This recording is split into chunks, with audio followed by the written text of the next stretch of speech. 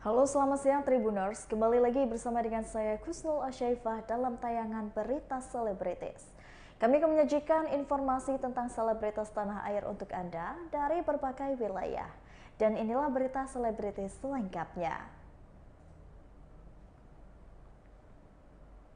Berita pertama, melihat Medina Zain di penjara, Dennis Charlista beri pesan menohok.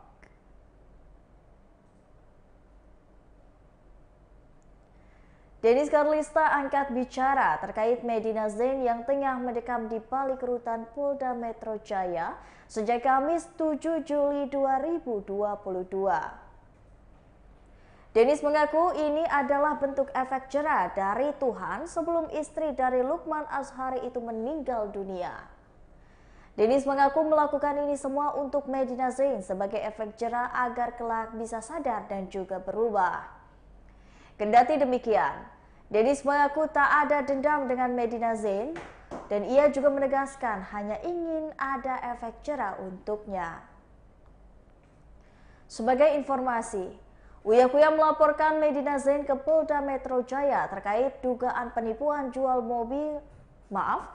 beli sebuah mobil pada 15 Mei 2022. Uya mengaku mengalami kerugian sekitar 150 juta imbas kena tipu oleh Medina Zain. Sedangkan kaitannya dengan Dennis Charlista, yaitu sebagai saksi. Ia pun sempat diperiksa terkait laporan Uya Kuya terhadap Medina Zain di Polda Metro Jaya. Uya mengaku mengalami kerugian sekitar 150 juta imbas kena tipu Medina Zain. Ia pun sempat diperiksa dan dilaporkan oleh Uya Kuya terhadap Medina Zain di Polda Metro Jaya. Berikut wawancara dengan Dennis Charlista. Suaminya mana ya? Kok tidak mendampingi? Ada. Oh, gue nggak tahu kalau itu. Oh, bisa? Iya, gue tahu. Semuanya ada. Ada. Oh, suami yang hebat. Ditanyain dong. Kak, ini kan cuma beberapa langkah nih dari tempat kamu berdiri sekarang, nggak ada Mau? Bisa nggak sih? Bisa dijemput nggak sih? Tadi udah pakai seragam juga. pakai seragam orang juga. Tahanan. Bisa dijemput nggak sih itu? Pengen. Apa yang mau ucap? Pengen apa? Kalau bisa ketemu mau ngapain? Kalau misalkan ketemu Medina, ya gue mau bilang pertama-tama ya memang ini jalan yang terbaik untuk dia. Namanya jalan Tuhan, ya kan? Biar dia ada efek jera sebelum dia meninggal. Karena kan sebelum meninggal itu kan bisa tobat dulu, jadi diterima dia sama yang di atas dengan baik. Semua orang pasti meninggal loh, ya kan? Semua orang pasti meninggal termasuk gue, ya kan? Ada baiknya waktu hidup itu lebih berfaedah, ya kan? Biar diterima di atas dengan baik gitu.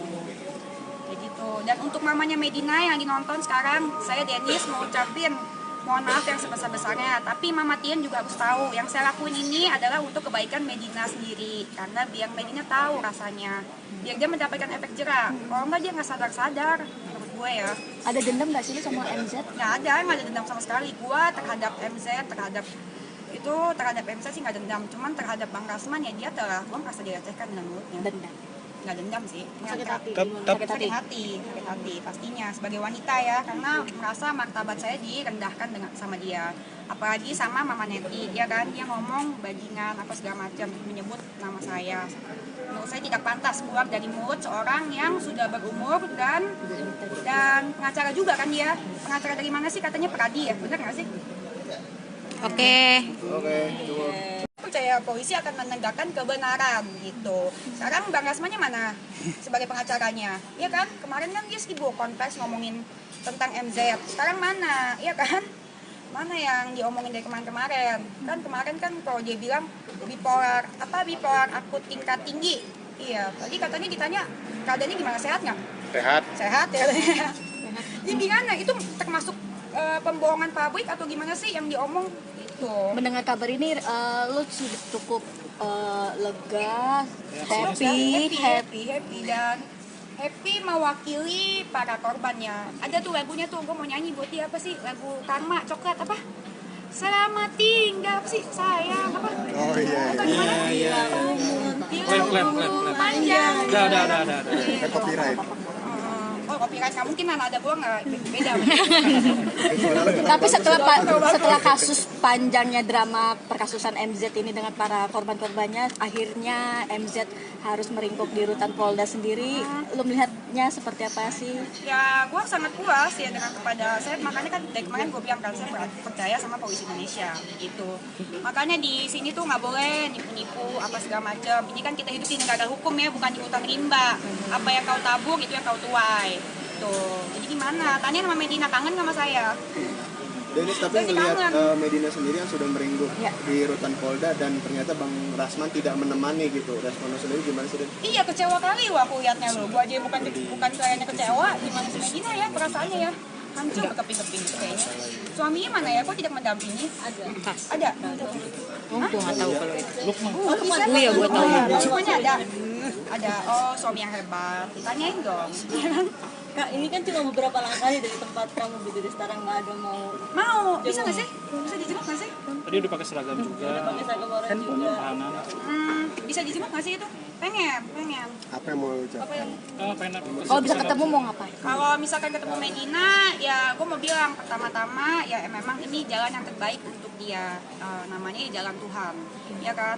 Biar dia ada efek jerah sebelum dia meninggal. Karena kan sebelum meninggal itu kan bisa tobat dulu, jadi diterima dia sama yang di atas dengan baik. Semua orang pasti meninggal loh, ya kan? Semua orang pasti meninggal termasuk gue, ya kan? Ada baiknya waktu hidup itu lebih berfaedah, ya kan? Dia diterima di atas dengan baik gitu. Kayak gitu. Dan untuk mamanya Medina yang lagi nonton sekarang, saya Denis mau ucapin mohon maaf yang sebesar-besarnya, tapi Mama Tien juga harus tahu yang saya lakuin ini adalah untuk kebaikan Medina sendiri, karena biar Medina tahu rasanya, biar dia mendapatkan efek jerah. Kalau enggak dia nggak sadar-sadar, menurut gue ya. Ada dendam nggak sih lu sama MZ? Nggak ada dendam sama sekali. Gue terhadap MZ, terhadap MZ sih nggak dendam, cuman terhadap Bang Rasman ya dia telah, gue merasa dilecehkan dengan mulutnya. Dendam. Nggak dendam sih, Sakit hati. sakit hati pastinya sebagai wanita ya, karena merasa martabat saya direndahkan sama dia, apalagi sama Mama Neti, ya kan? Dia ngomong bajingan apa segala macam, menyebut nama saya. Menurut saya tidak pantas keluar dari mulut seorang yang sudah berumur dan pengacara juga kan dia. Pengacara dari mana sih? Katanya Peradi ya, benar nggak sih? Oke. Percaya polisi akan menegakkan kebenaran gitu. Sekarang Bang Rasmannya mana sebagai pengacaranya? Iya kan? Kemarin kan dia sibuk konvers ngomongin tentang MZ. Sekarang mana? Iya kan? Mana yang diomongin dari kemarin-kemarin? Kan kemarin kan kalau dia bilang bipolar akut tingkat tinggi. Iya, tadi katanya ditanya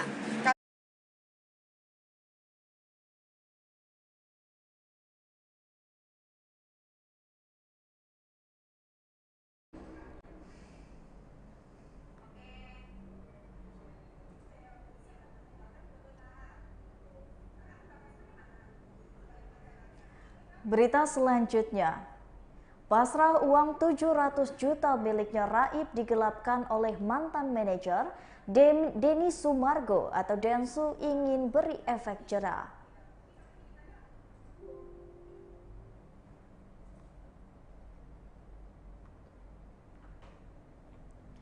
Denny Sumargo menjadi saksi pada persidangan kasus penggelapan yang dilakukan oleh mantan manajernya, yaitu Ditya. Saat bersaksi, Denny Sumargo menyatakan menderita kerugian lebih dari 700 juta akibat penggelapan yang dilakukan oleh Ditya.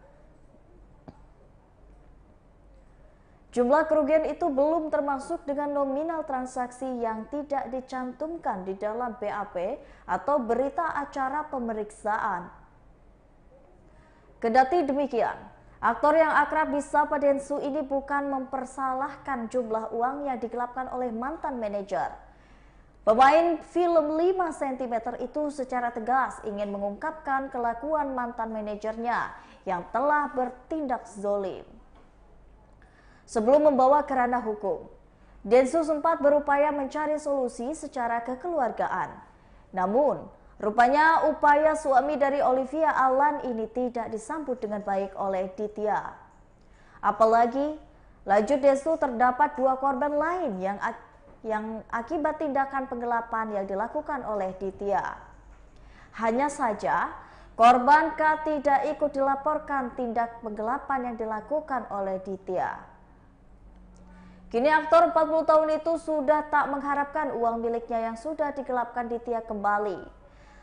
Pemain film A Man Called Ahok itu berharap Ditya mendapatkan pelajaran setimbal atas perbuatannya. Sebelum membawa ke arah ranah hukum, Densu sempat berupaya mencari solusi secara kekeluargaan. Namun, rupanya upaya oleh suami Alan ini tak disambut oleh baik. Berikut wawancara dengan Denny Sumargo.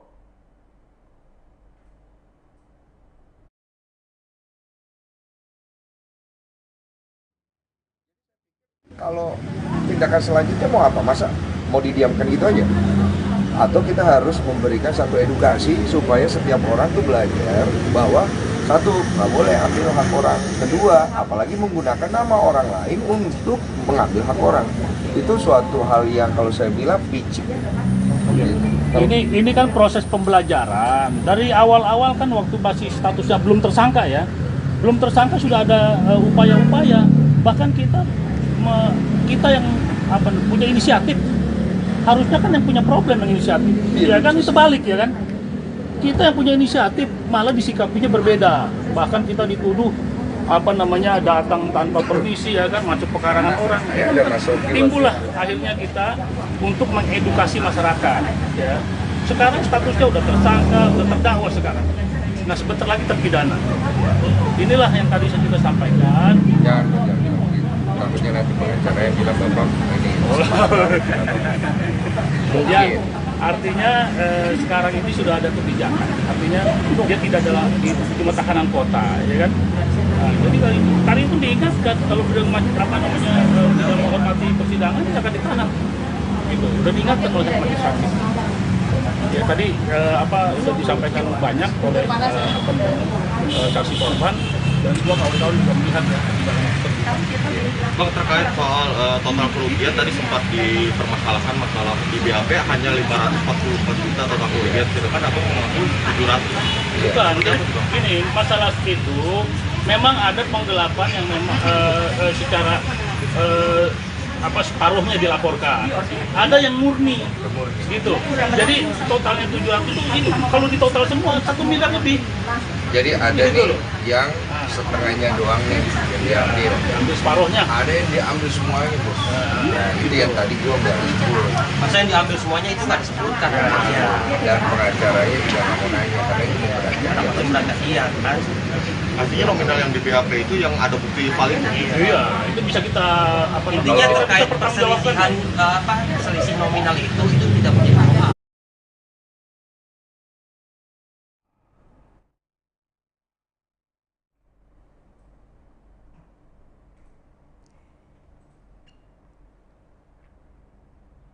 Berita selanjutnya, Medina Zain ditahan di Rutan Polda, sudah ditetapkan sebagai tersangka atas kasus Uci Floodea.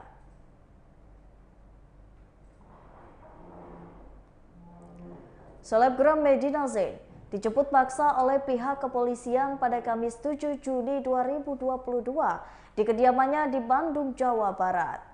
Berdasarkan keterangan dari Kepala Saksi Pidana Umum Denny Wicaksono, Medina Zain sudah ditangkap oleh pihak kejaksaan. Penyidik sudah dilakukan penahanan. Berdasarkan nota pendapat jaksa penuntut umum, akhirnya kita semua berpendapat bahwa tersangka atas nama Medina kami tahan selama 20 hari ke depan. Dengan menggunakan rompi berwarna merah, Medina Zain dibawa ke Rutan Polda Metro Jaya untuk ditahan. Berdasarkan informasi, penahanan Medina Zain ini dilakukan atas laporan Uci Floodea atas kasus pengancaman. Kepala Seksi Umum Kejaksaan Negeri Jakarta Selatan, Denny Wicaksono, saat ditemui di Kejaksaan Negeri Jakarta Selatan pada Kamis 7 Juli 2022. Selain itu, Denny Wicaksono juga menambahkan bahwa ancaman hukuman atas kasus dengan Uci Floodea adalah 6 tahun. Berdasarkan informasi, setelah melengkapi berkas di Kejaksaan Negeri Jakarta Selatan, kasus ini akan dilimpahkan ke pengadilan. Berikut wawancara dengan Kepala Seksi Pidana Hukum Kejaksaan Negeri Agung Jakarta Selatan, Denny Wicaksono.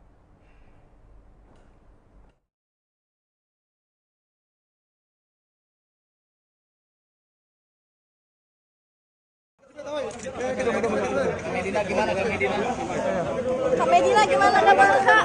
Kak hasilnya gimana Kak? Kak Medina.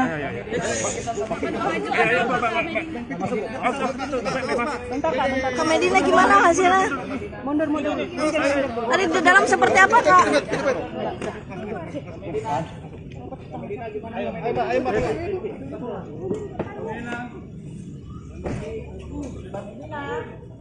Maju.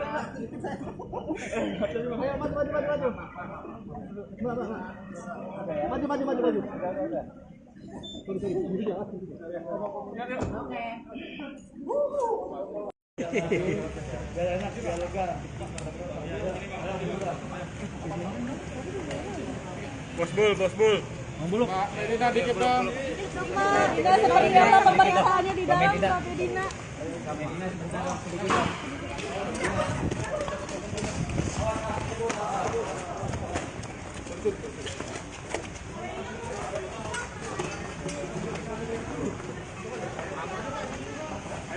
Sebentar Pak, sebentar aja Pak, sedikit. Jangan. Ke Medina. Sedikit dong ke Medina. Ke Medina gimana hasilnya Ke Medina? Ke Medina gimana Ke Medina? Kak Medina gimana kabar Kak? Kak hasilnya gimana Kak? Kak Medina.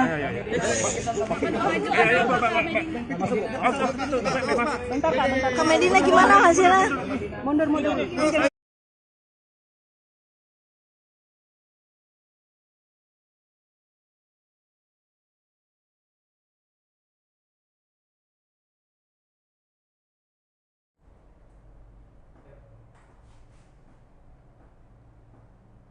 Berita selanjutnya, Chandrika Cika yang mengklaim Rico Valentino tiba-tiba menunjuk Nur Alamsyah tanpa ragu.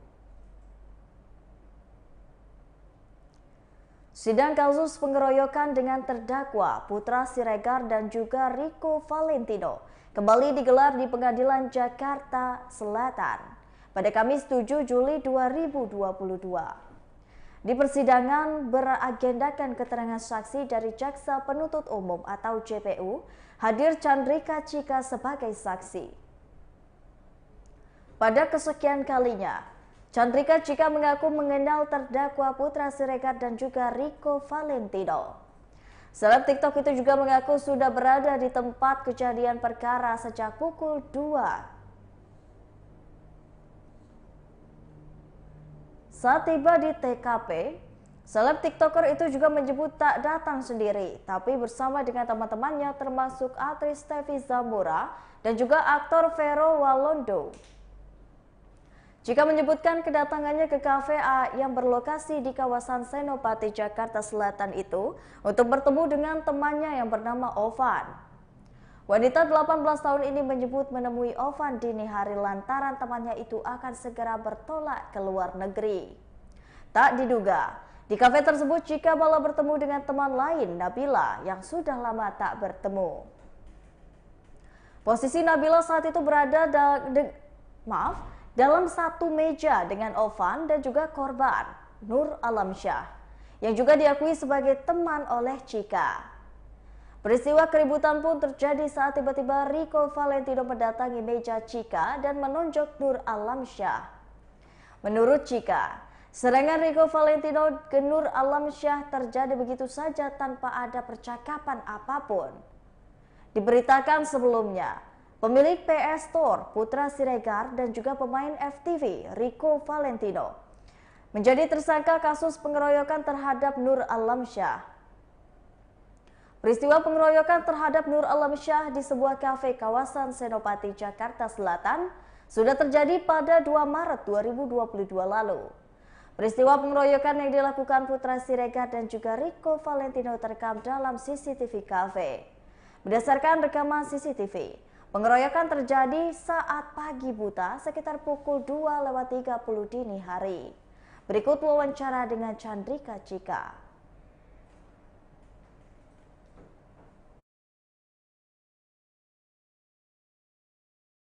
Bang Putra nanti udah ketemu sama istri Bang Putra belum? Kenapa Bang Putra boleh tahu? Karena belum ada waktu aja. Berarti kita kan nggak mukul ya? Iya. Dan tidak meminum ya? Tidak minum alkohol. Jalan aja mas, tadi kan udah proses persidangan itu. Tapi tahu nggak kemana Alam saya nggak datang? Tahu nggak? Kenapa? Aku nggak tahu, kurang tahu ya Alam kenapa nggak datang. Tapi habis setelah kejadian masih kontak-kontakan sama Alam nggak? Masih. Teman baik semuanya. Sama Alam kamu kenal baik berarti? Iya, kenal baik semuanya berteman. Sejauh ini sudah ketemu belum sih atau jenguk Bang Putra sendiri di dalam? Oh, belum pernah. Kenapa? Belum ada waktu mungkin ya. Ada rencana nggak mau jenguk? Belum tahu ya. Agenda selanjutnya mungkin apa kita? Selanjutnya apa agenda sekarang? Selanjutnya nanti setelah ini apa Cika? Jika ada pemanggilan lagi nggak? Ada pemanggilan lagi nggak Cika setelah ini? Mungkin dari panggilan Polres Selatan ya? Iya. Mungkin kenapa nggak ada siapa yang tahu? Karena Cika.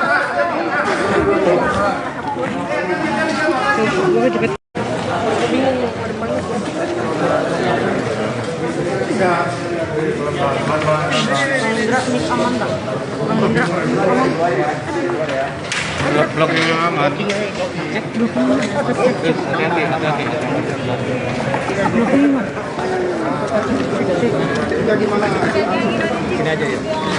Sini dulu Kak.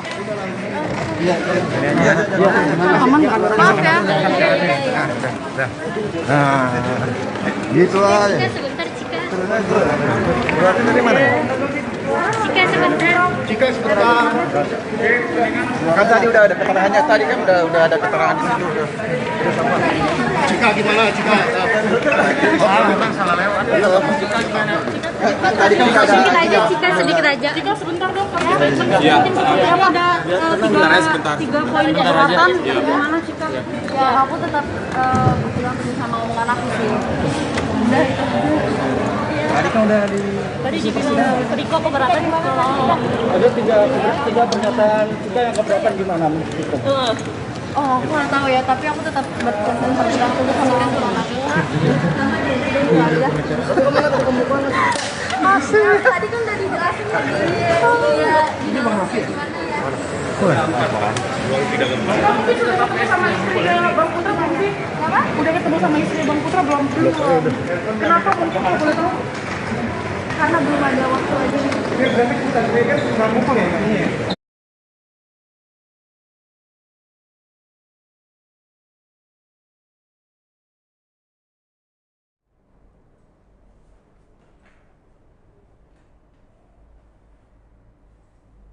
Berita terakhir, film Perjalanan Pertama diputar di bioskop mulai 14 Juli 2022 mendatang. Film Perjalanan Pertama siap ditayangkan di seluruh bioskop Indonesia pada 14 Juli 2022 mendatang. Film ini tak hanya menontonkan keindahan alam kota Bukit Tinggi, Sumatera Barat, tetapi juga menyisipkan banyak pesan moral. Film Perjalanan Pertama bahkan membuat haru penontonnya. Jika kemudian merasa haru, penonton film Perjalanan Pertama itu menjadi tangisan. Sebelum tayang di seluruh bioskop Indonesia, film Perjalanan Pertama pernah diputar dan digelar di Jogja Anti-Patch Asian Festival atau JEAFF di 2021. Film garapan sutradara Arif Maulionmo itu terpilih ikut berkompetisi dengan gelaran Jogja NAPEC ASEAN Film Festival 2021 di Yogyakarta pada 27 November hingga 4 Desember 2021. Film Perjalanan Pertama melibatkan aktor cilik asal Indonesia, yakni Muzaki Ramadan, dan aktor senior asal negeri jiran, Dato Tamimi Siregar. Film perjalanan pertama ditayangkan di bioskop mulai 14 Juli 2022.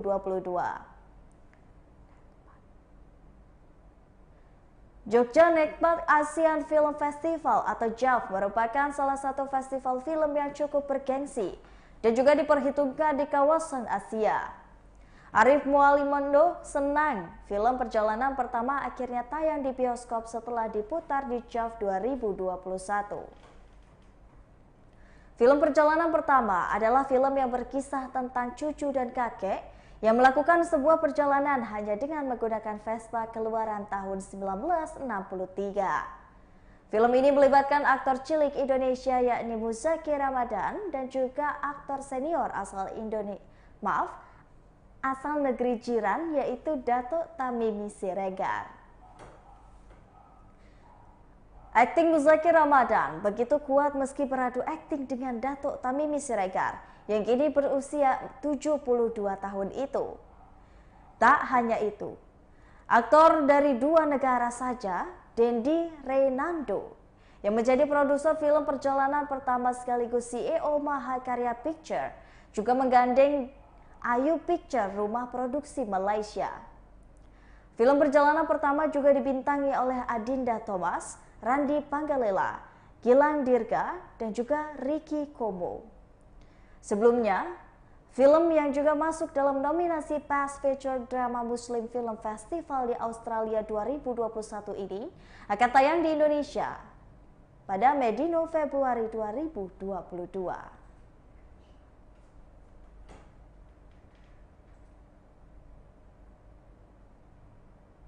Baiklah Tribuners, itulah tadi berita selebritis bersama dengan saya Kusnul Asyaifah. Jangan lupa untuk ikuti YouTube Tribun Lampung News Video, Facebook Tribun Lampung, Instagram @tribunlampung, dan juga TikTok @tribunlampung untuk bisa mendapatkan informasi terupdate lainnya. Selamat siang dan sampai jumpa.